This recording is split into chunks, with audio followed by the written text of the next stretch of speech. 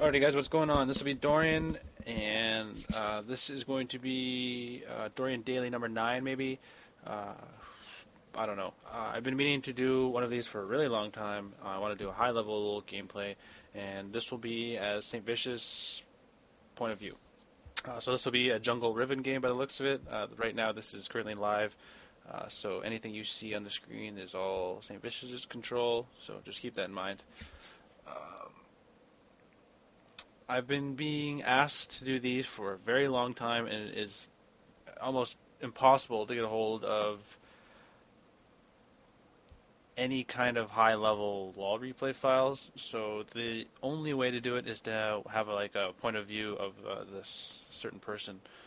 So if you have any problems with watching it this way, unfortunately this probably won't be for you. I personally have no problem because I think watching a stream and watching somebody's point of view gives you kind of a greater insight to how they play. So there's going to be no sound, basically just because they'll probably have music in there that's copyright infringed, so I can't use that for YouTube. But I can use League of Legends gameplay, so we're just going to kind of focus on that. For whatever reason, SaintVicious decided that he was going to go with a Doran's Blade first on Jungle Riven. I'm not going to even begin to question why he did that, but that's just something that he went for. He's been juggling for a very long time, and I think he has a pretty strong grasp on the jungle. So I think it might just mainly be because the Life Leech plus the new jungle masteries give him that much more sustain. Plus that he knows he has the shield and the stun and a bunch of extra low-level burst damage. So basically right now his jungle route has basically been blue. He started wolves, blue, wraiths, and then now double golems. So he finishes these double golems here, and he's going to go back to town and pick up some boots. If you guys have any kind of preferences on who you would like to see me cast a game of next, whether it be anybody from TSM or another member from CLG or even somebody from like a European team, let me know and I will make one of those in the near future. Mainly just because most of the messages that I do get are people wanting more YouTube videos of high-level play. Mainly because high-level players don't nearly have the time or even the desire to use the YouTube channels, mainly because they stream all the time and they don't need the YouTube like publicity because streaming is so much better for them personally, and plus they make a lot of money on that. So that is why I get a lot of questions to do this, and that's why I will be doing more of these in the future. And mainly just because I feel as if a long time ago I used to watch Freak from Riot Games actually do commentaries for Warcraft 3, like the latter game. So, and I really liked watching those way back in the day because I wasn't very good at Warcraft 3, so I wanted to get better, and I figured the only way to do that would be to watch replays. I ended up going to this website called WC Replays and ended up finding out that they had audio commentaries. And I dabbled in doing some audio commentaries back in the day, but I was never, successful with it, or I never made a YouTube channel or anything like that. So now that I have my YouTube channel, I feel that is what I'm capable of doing now. I'm capable of giving advice, and I'm capable of just, doing general casting on high-level games. There's really not much to talk about at this stage in the early game, and I'm unable to speed this up like I am in my other videos because this one is live. That is an awesome Maokai skin. He just fucking threw a present at him. Unfortunately, the present didn't hit him because I would have liked to see that, but right now he is level 4. He just picked up the red buff, and one of the things I want to talk about is how difficult it is to gank as a jungler now. I feel with like the new meta. I know it's not impossible, and I know it's not like as difficult as you probably think I mean, but now in the age that we play in, where wards are so common, and people and supports in general will pick up like 4 or 5 every time they go back to base, Ooh. The Vayne Alistar combo. Dazam. That's not good. I'll just mention really quickly as well, too, that SaintVicious is duo queued up with Chouster, and Chouster is running Gangplank middle, because apparently that's practice.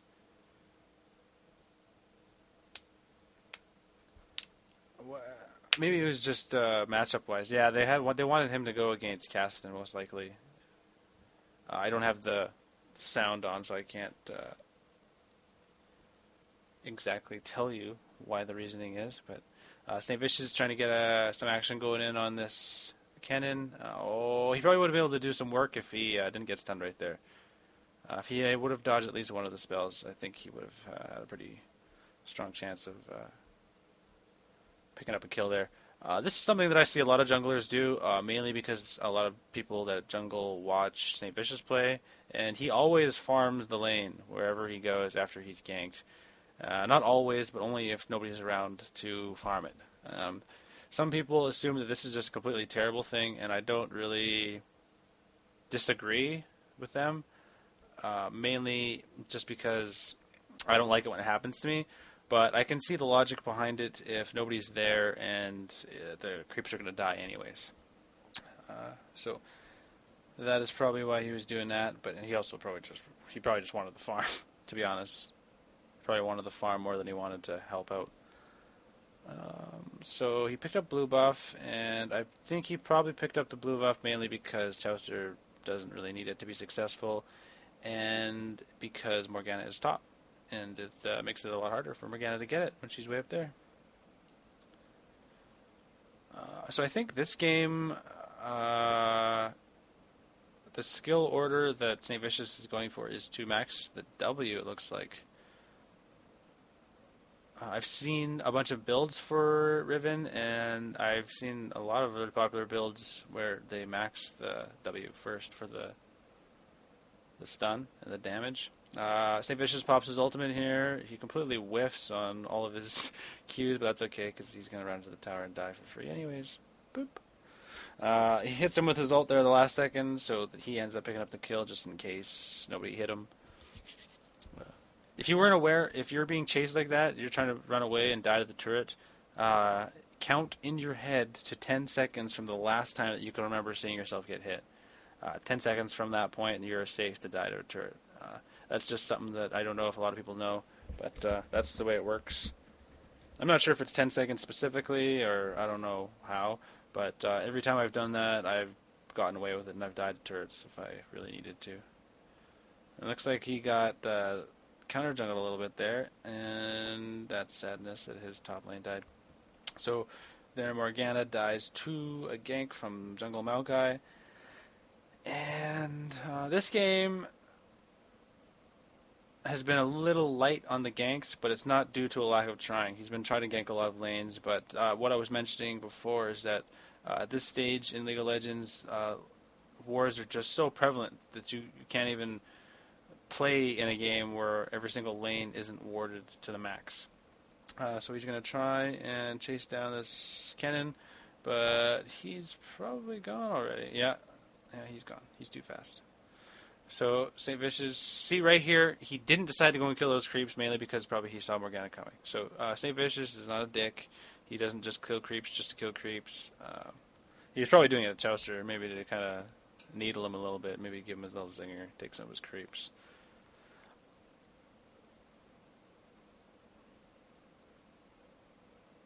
And he's sitting there typing to his teammates, talking about how Ezreal beats Vayne. I agree with that, mainly in the laning phase, because he's got really strong range, and that's Vayne's biggest weakness, is getting outranged. I think that's the thing with people that play Ezreal as well too, is that you kind of have the misconception that because you have that extra flash that you're going to be able to be really ballsy. So SaintVicious gets some nice damage off on that. Oh wow! Oh wow! That's Soda. That's Soda, dude. He got just knocked around. That shit was beat. Oh, so it looks like they do have it warded. SaintVicious is trying to get in there. Oh, gets some good deeps off. Oh, he gets knocked back. Oh, I thought that... No, not enough deeps. So right there was a 2v3 fight with SaintVicious while he was... Oh, Chalister comes in from the back, picks up a free kill on the cannon. Looks like he's going to get another kill off on the Oh, no. Alistar looks like he might get away. Oh, my God. If that was ever a time for Ezreal hit him ultimate, that was probably it. SaintVicious looks like he might go down yet. Unfortunately, SaintVicious does go down. This Ezreal, if he is able to get a jaunt off, he could probably get out of this. No. Oh, my God. Oh, Chalister picks up the kill. Chalister staying just close enough so that he can pick up the kill from the distance. Just fucking shooting his gun off like a jerk from the distance. That's terrible. That's so funny. That Ezreal, though, kind of misplayed that situation a little bit, I think, by trying to chase so heavily on that Alistar. I don't think the fight would have went nearly as bad for his team if he had just kind of decided to do other damage to other people, not chasing after the Alistar that he probably could never catch. I think that's the big thing as well, too, that makes players that are good better than anybody else, is that they know when to stop chasing. They've played enough games to know when they can catch somebody and when they can't, and they're not always just hoping and thinking that, oh, maybe if I catch up to this guy, I'll kill him. No. Most pro players will have some kind of understanding of how much damage they can do at any given time and, how to do their spell volleys nice and strong. So right now this game is 4-9, and SaintVicious' build is Triple Thoron's Blade and Merc Treads.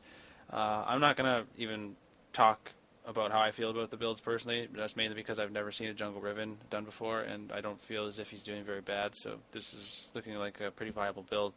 But one of the things I do want to talk about is jungle styles. I'm going to talk about this fight real quick here. It looks as if SaintVicious does have a pretty high chance. Oh, no. He was going to be able to have a pretty good chance of picking up a kill there if he didn't get slowed right there, because he was going to be able to do his Q and his E and close the gap and pick up some pretty substantial damage on a caster that had no mana there. But the thing that I'm trying to talk about is jungle styles. And there are a lot of different jungle styles. And, well, I think there's two main ones, but there are a lot of different jungle styles. There's like the niche. Well, okay, there's three styles I think, and the one is like the niche group style of like a kind of cheesy jungle champions like Twitch or Shaco that are kind of situational to early game ganks and kind of being cheesy, and then there are the like carry junglers, which you could say are like Master Yi. Trundle could be one if you built him as a carry. Tryndamere is like a carry jungle if you run that. And then you've got like support junglers. And support junglers are anything from like Maokai to Mumu to like Dandin does Leona.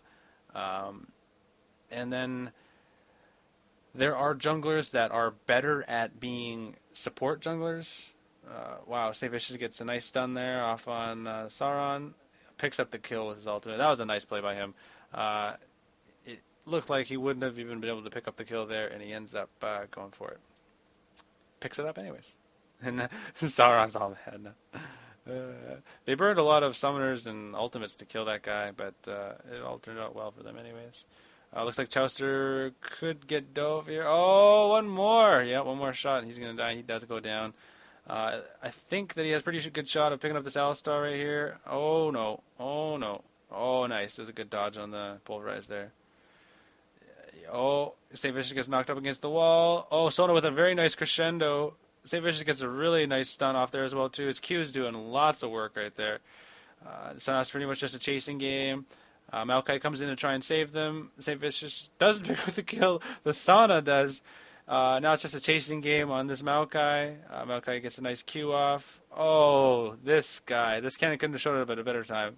Oh, he goes down to the Sona. Sona picks up like the unofficial double kill. Ezreal. Oh my God, Ezreal misses his Q and still picks up the kill and barely survives. Wow, his team did some good damage there. Sorry about that. My monitor was trying to go off there. That was funny as shit, dude. SaintVicious did a lot of good things there, where he was kind of protecting his team and being like a general, like a nuisance to the other team. And I think essentially as a jungler, or even no, I'm gonna just focus on jungle. As a jungler, I think in team fights that's what you want to be doing. You want to be fucking around with the lower armor people and kind of pushing them around and making them not want to be in the fight, and kind of zone them out. If you can't do that, then you kind of just want to be a nuisance and stun people or slow them or CC anything that you've got to kind of compete in the team fight and kind of pull your own weight. So build-wise, he decided to go for the Hex Drinker, and I know a lot of people that personally don't like this item at all, but I personally fucking love this item.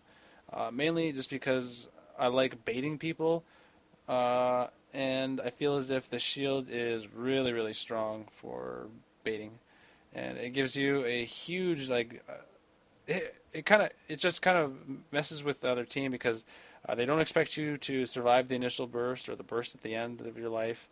But we got a team fight going off here. SaintVicious pops his ultimate. Chouster pretty much getting CC'd to death over here. Maokai drops his ultimate, and right now it's finally looking like it's going to be an even fight, but SaintVicious is super low. SaintVicious picks up a nice kill on the Vayne. Oh, no, he doesn't even pick it up. The Ezreal does. Look how low he is. He's still staying in there. Twisted Advance coming in on SaintVicious. Pops his shield, his Q, and he somehow manages to survive after all that with a couple of Sony heals and his shield. So it looks like a 3-for-1 trade. So they're going to pick up the dragon for free without him. And you saw what he did there is basically what he was doing was just trying to be like a general thorn in the side of the other team. He was running in, hurting people, doing deeps, stunning them, just kind of trying to soak up damage and letting his team do damage at the same time.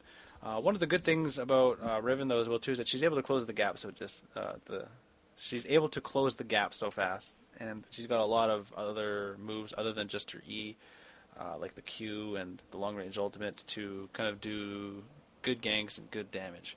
And he did a really good job of picking up the Vayne and kind of keeping her CC'd for as long as he could.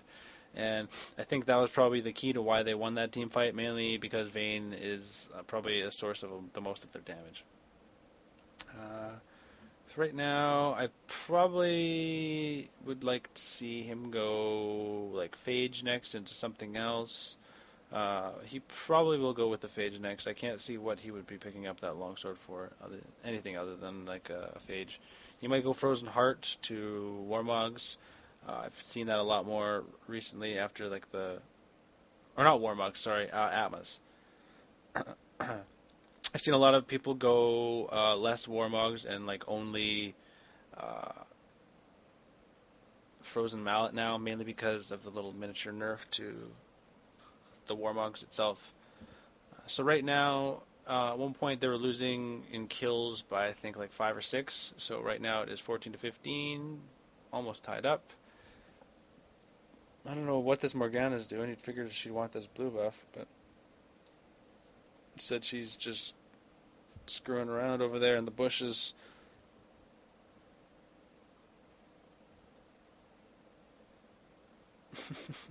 Lapaka's talking to him, calling him a nigga, which is okay though, because he can say it. It's funny though, because like SaintVicious is a white guy, he says nigga all the time too. So right here, they're just doing some basic tower pushing. Nothing really special to talk about right now at this point. I'm curious to see if he does go for the Frozen Mallet to Atmas. I'm not so sure if that's what he will do, but that's what I want to see him do. I think that's what he will do. I'm not too sure, though. I've never seen a jungle Riven that was good before. I've seen a few that were like mediocre and kind of held their own and stuff, but nothing super OP. But it seems like he's able to do a lot in team fights because he tanked a lot of damage in the last team fight and didn't die. He did a lot of damage as well too to the right people. So as a jungler, that's probably kind of what you want to be focusing on, is trying to pick out the right target and doing only damage to them. Mainly just because he does so much damage to people like the cannon and the Vayne, because they don't have any armor, they don't have any resistances, they don't have anything, they don't have any HP.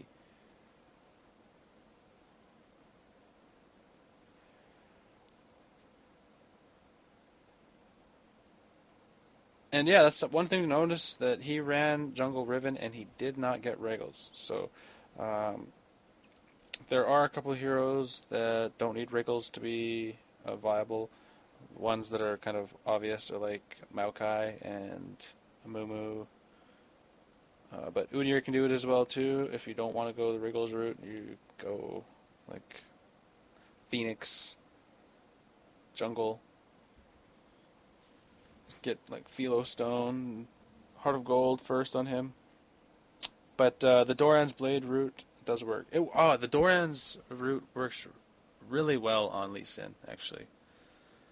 I used to like strictly only go Wriggles on Lee Sin, and then I started trying using the Doran blades and not getting the Wriggles at all, and it works pretty well actually. Oh, that was a long string, dude. It looked like he flashed out like right at the right time. The Chaucer getting stunned there, eating an orange, and it's K. See, at that point, he realized that he could have probably chased and maybe gotten a kill somehow if he was able to outplay that guy really hard. But he realized that he's way too deep in enemy jungle and he's not going to be able to pick up that kill, so he just backed off. That's something that a lot of like newer players need to try and do.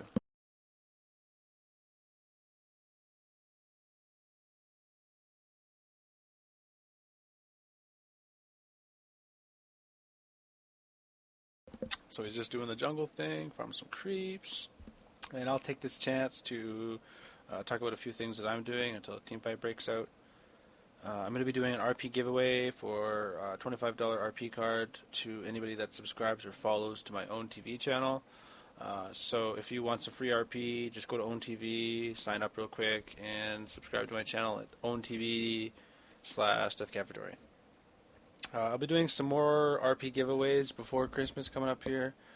Those ones are going to be given away to my YouTube viewers, who I love and appreciate, who I make these videos for. So don't feel sad. I will be doing one for YouTube within the next few weeks. And I'm also going to be doing one to my streamer viewers later on as well, before Christmas as well too. So keep in touch with me and keep checking out my shit, and you have a pretty good chance of winning some RP. I'm probably going to be doing like $100 to $150 worth of RP giveaways in the next couple of months here.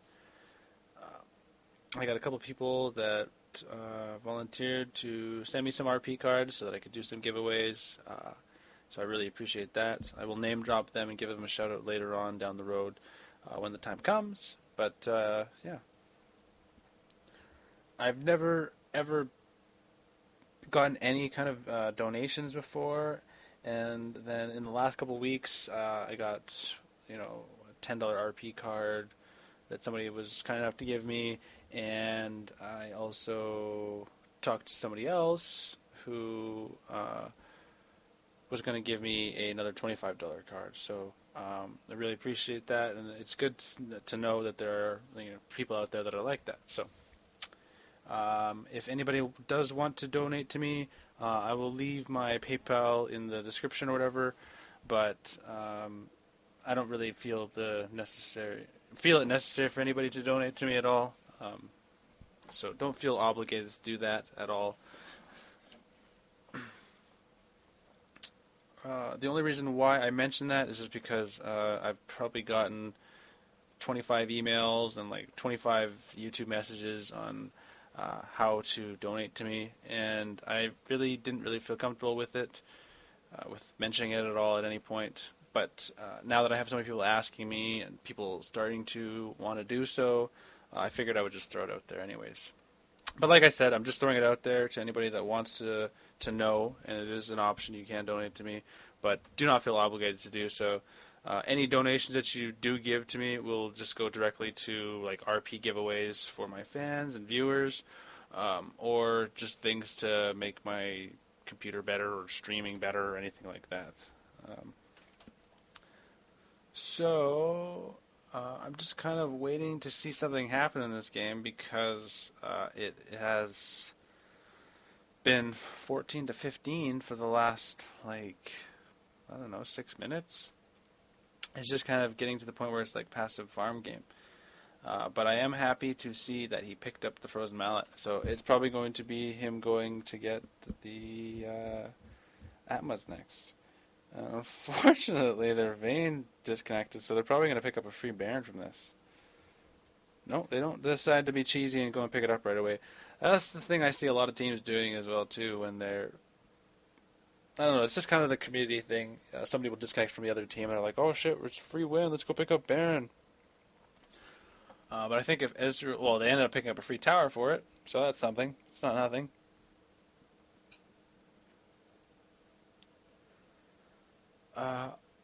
One of the things, I jungle quite a lot as well too, and I really like the jungle. I don't put myself anywhere near on the level that SaintVicious is on, but I really did not like the jungle changes that happened at first, and I feel as if whatever kind of hotfix or fixes they did to the jungle as far as damage and stuff like, oh my goodness, he's gonna pop his oh, he dodged the ultimate. There's no way. Oh my god. He totally got baited. Oh, he's going balls out. He's manning up. He lands a stun on a cannon.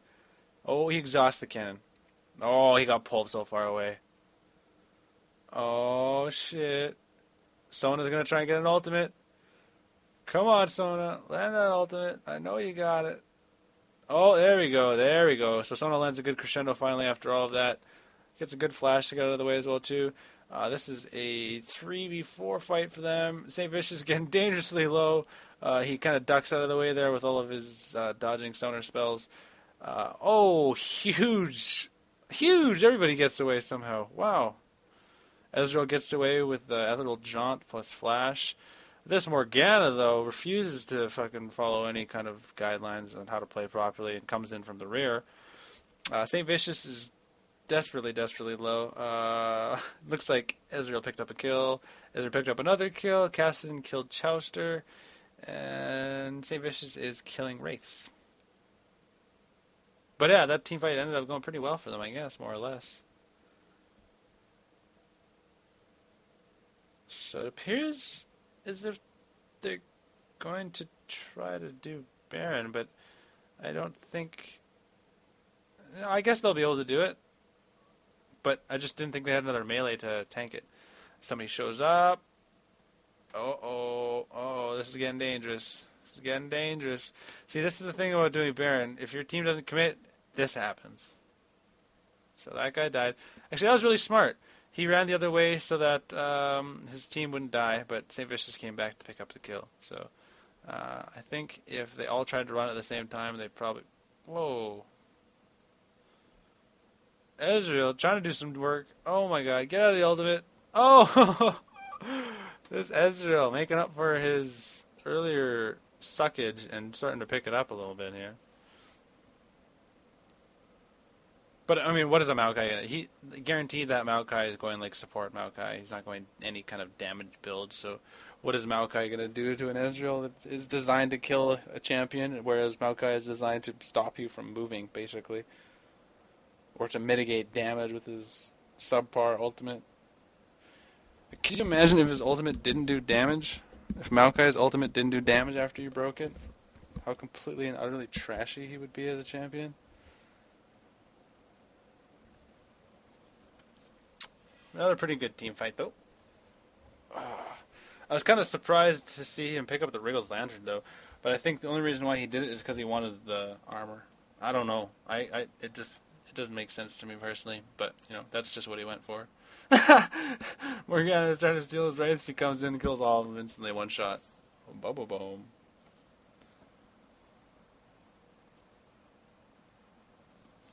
Walks right by the L-Star, walks right by the Maokai.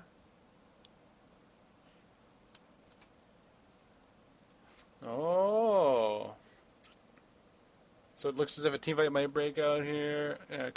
Caston really wanted that blue buff, but unfortunately he wasn't able to pick it up. SaintVicious is doing a pretty good job of stealing the buff this game. I think that's like the third blue he's taken. That's one of the good things about being a jungler as well too, and being a good jungler, is that you keep timers on that. Okay, so we got a team fight starting off here. Maokai drops his ultimate. He's caught way out of position. His whole team is way over there on the left side. He's going down pretty low. We got a nice crescendo. Nice cannon ultimate, actually, doing a lot of damage. Oh my god. SaintVicious drops that cannon instantly. Picks up the double kill on the Vayne. Now it's pretty much just chasing on this Kassadin, and the Kassadin falls to the Ezreal, and they end up acing them. So you might see them surrender here. You might not. It's I think it's 24 to 21. It looks like 24 to 21, and they're also going to pick up a free Baron. There's no way that the other team is going to be able to contest this at all. SaintVicious is at full. Chaucer will be at full after they are done tanking this. And yeah, after a long period of Ezreal looking like he wasn't going to be able to carry his own weight, he does. He's doing a fairly good job, all things considered, for how much of like a slow start he had at the beginning. So props and shout outs to that guy. I don't know your name and I refuse to say it. Not because I don't want to, just because I haven't even read it. What's your name? Telandria? There you go. Teldra? Something? I didn't really read it. I didn't see it. Your name starts with a T. So there you go. Shout out to name that starts with T playing Ezreal. I think something to credit to most of the team fights that SaintVicious has had so far where he's been really low and gets away is only thankful to that Hex Drinker. So Hex Drinker is a pretty strong item. I used to get it a lot on people like Pantheon, Jarvan. Who else did I used to get it on a lot? I used to get it on Lee Sin because of his other shield. I thought it was pretty funny to like proc 2 shields when he rode to die. So he goes back and he picks up the Atlas. So now he's sitting at 299 AD. Sweet baby Jesus. Whoa. 299. Good lord. That's a lot of AD. Especially for a melee champion. You know, and I think the good thing, I think the funny thing is that everybody saw somebody go Warmog's Atlas and was like, oh, this is the best build ever.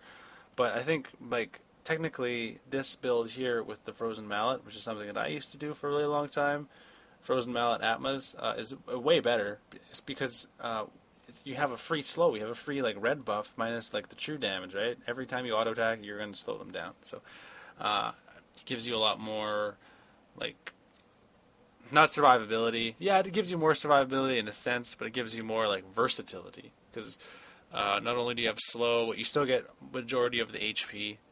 The only thing you're really losing is the health regen. So it looks as if SaintVicious is going to initiate this fight here. He's just tanking the turret now. That's one of the things that you can do as a Gangplank to initiate the fight, is you can put the Gangplank ultimate behind the tower so that they can't possibly come in to like initiate a team fight. And this is something that Chaucer does a lot. I think it's kind of funny. I actually really do like it. He always presses the recall button and taunts them, kind of. SaintVicious goes in, initiating this fight. He's taking a lot of tower damage. He's getting pushed around, dropping his shield. Unfortunately, he goes down really quickly, but I think he's done his job. Most of the other team is pretty low. Everybody's starting to fall. The Vayne is doing work, trying to kill everybody. Looks as if the Ezreal's going to be able to pick him up, though. So right now, I think if they pick up this Kassadin, it's going to be an ace. But I don't know if he's going to be able to do it. Oh, he flashes. Oh, Chaucer with a nice follow-up flash, and they pick up the ace. So right there, SaintVicious, what he did there, you could have looked at that and thought of, hey, well, that wasn't a very good initiation. He just ended up going in there and dying right away for no reason. No, that's not what happened. He goes in, he initiates the fight, he takes all the ultimates, he takes all the spells, and it leaves his team with the option to pretty much follow up, basically uncontested without having to deal with any spells. So he finished 6-4, And yeah, that was my commentary over SaintVicious' Jungle Riven. So thanks for watching, guys. I hope you liked it. If you guys have any comments, please make sure to leave them at the end of the video after you've watched it. And make sure you guys leave a list a list of suggestions that you'd like to see for who like the next pro commentary I should do it on. Whether it's somebody from TSM or another member from CLG, or like I said before, even somebody from like Europe or something like that. So yeah, like I said, thanks for watching, guys. I hope you enjoyed it, and like, comment, and subscribe. Peace.